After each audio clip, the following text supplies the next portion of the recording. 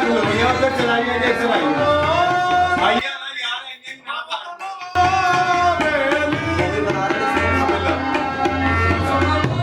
भाइयों का ना जो मखदूम सैयद खान रज़ा शमसी गद्दी नशीन दरबार शाह शम्स तब्रेज़। मैं दरबार का तकरीबन 19वां गद्दी नशीन हूँ।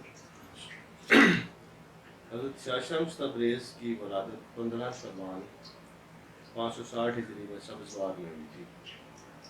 तो तकरीबन 115 साल बाद 23 सफ़र 675 हिजरी को आपकी वफ़ात हुई थी मुल्तान शरीफ में। तो सब्ज़वार में आप पैदा हुए थे, फिर वहाँ से आप तब्रेज़ चले गए थे 12 साल की उम्र में, तो इसलिए आपको सब्ज़वारी और तब्रेज़ी भी कहा जाता है। हज़रत शाह शम्स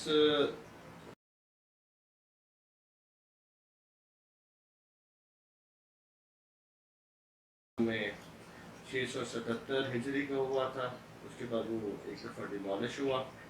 उसके बाद 1194 हिजरी को दोबारा से रोज़े की तामीर की गई। तो हमारा ख़ानदान नस्ल ब नस्ल यहाँ पर आबाद है। इर्द गिर्द दरबार के इर्द गिर्द हमारे रिहाइश गाहें हैं। हमारे सारे बुजुर्गान की कब्रें अंदर दरबार के अहाते में हैं।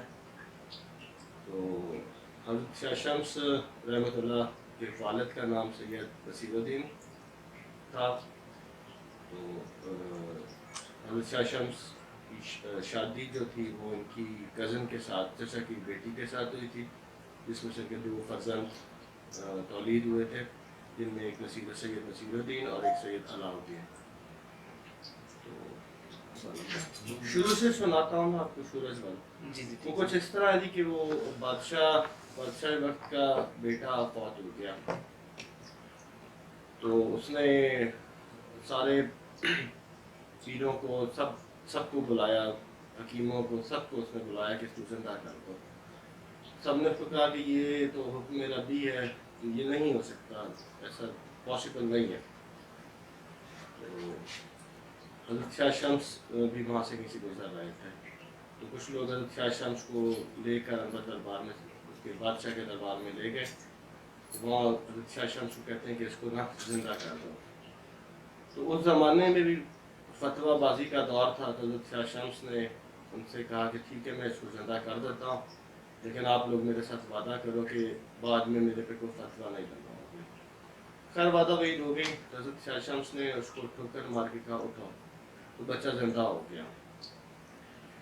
बच्चा जिंदा हो गया तो उस वक़्त फिर वो, जैसे मैं बता चुका हूँ कि फतवाबाजी का दौर था, तो फतवा लग गया जी कि इन्होंने ये क्यों नहीं कहा कि अल्लाह के हुक्म से जिंदा हो, तो इनको सज़ा देनी चाहिए।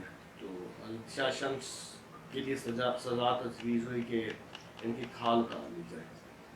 तो हज़रत शाह शम्स ने अपने हाथों से अपने बालों को पकड़ा और एक झटके में अपनी खाल सारी उतार के उनके हवाले कर दी। ये लो, तुम्हें इस चीज़ की ज़रूरत थी, ये लो तुम रखो। उसके बाद आप माइग्रेट करके फिर मुल्तान से भी तब तशरीफ़ लाए।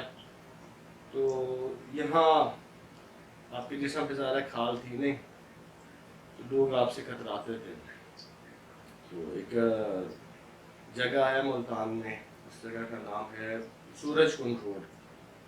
वहाँ पे आपने पहली पड़ाव अपना पहला वहाँ डाला था। तो किसी ने आपके बच्चों को खादिम कोई गोश्त का टुकड़ा दिया।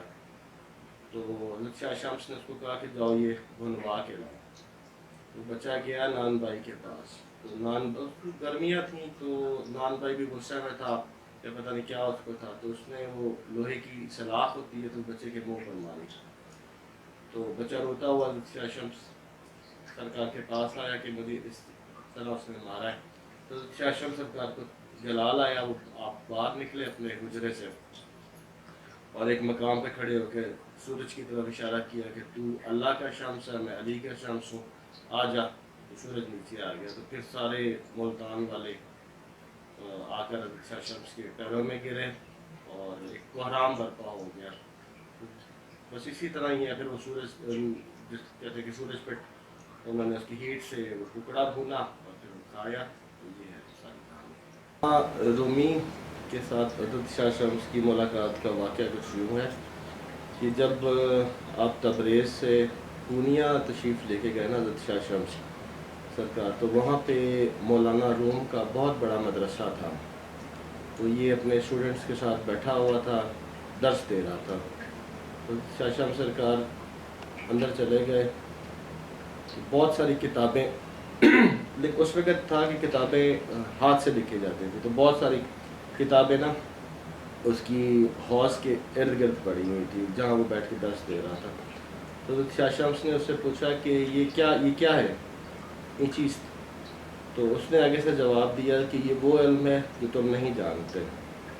تو شاہ شمس نے کہا اچھا، آپ نے کتابیں اٹھائیں اور اس کی کتابیں پانی میں پھینک دیں۔ تو مولانا روم ایک دم رونے لگا کہ یہ کیا ہوا، اور یہ میری زندگی کا علم آپ نے ضائع کر دیا، ختم کر دیا، یہ کیا کیا آپ نے؟ تو تاریخ پہ ہے واقعات کہ وہ پانی میں حضرت شاہ شمس نے ہاتھ ڈالا اور وہ کتابیں اٹھائیں اور وہ اس کو واپس دیں، اور پانی نے کتابوں کے حرف کو ٹچ نہیں کیا تھا۔ تو پھر مولانا روم نے حضرت شاہ شمس سے پوچھا کہ یہ کون سا علم ہے؟ پھر حضرت شاہ شمس نے جواب دیا کہ یہ وہ علم ہے جو تم نہیں جانتے۔ تو اس طرح یہ واقعہ، پھر وہاں سے مولانا روم ہمیشہ حضرت شاہ شمس کے ساتھ رہا تھا، لیکن آخری عمر میں پھر وہ جو تھا وہ واپس پورنیہ چلا گیا تھا۔